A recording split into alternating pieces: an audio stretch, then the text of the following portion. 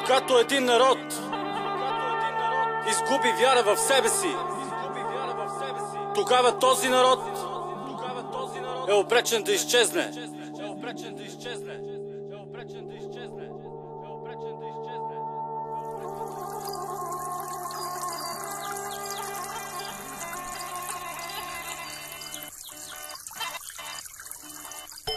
Сърце, душа, глава, давам аз за България. Сърце, душа, глава, давам аз за България. Всеки тръгва някъде, от тук си заминава. Каквото ще да става, аз България оставам. Сърце, душа, глава, давам аз за България. Сърце, душа, глава, давам аз за България.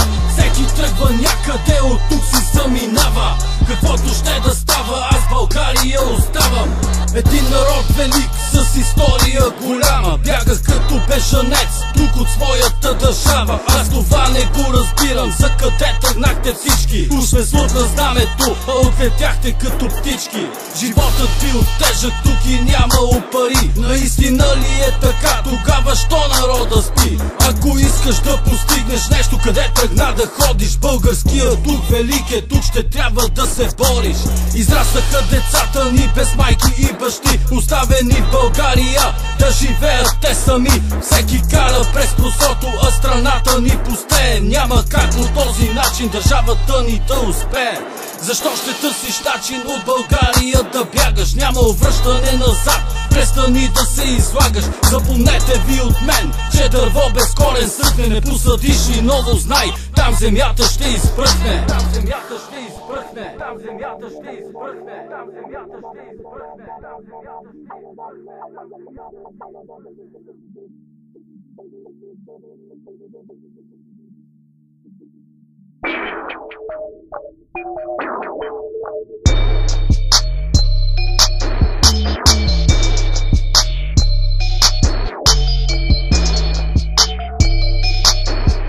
Има българи войни, вижте добре, не се предаваме и няма как. Всеки знае и че разказва пак. Тук за клането платак 500 години не можаха и няма да могат вярата да ни затрият. Робство е имало каквото да правят, това от хората не може да скрият. Разни хора на власт идват, пишат тук нова история. Господа депутати, стига внушение, излагате с вашата тъпа теория. Земите на шипка с българо-руска кръв, знаеме, че са пропити. Каквото да правите искате, не може реалните факти да промените. Парчето земя, българско зная всеки иска да не отмъкне. Това ще стане, когато видиш цялата ралеж някой да глътне и война да има. Братя, никъде не заминавам. Каквото ще да става, аз България оставам. Аз България оставам. Аз България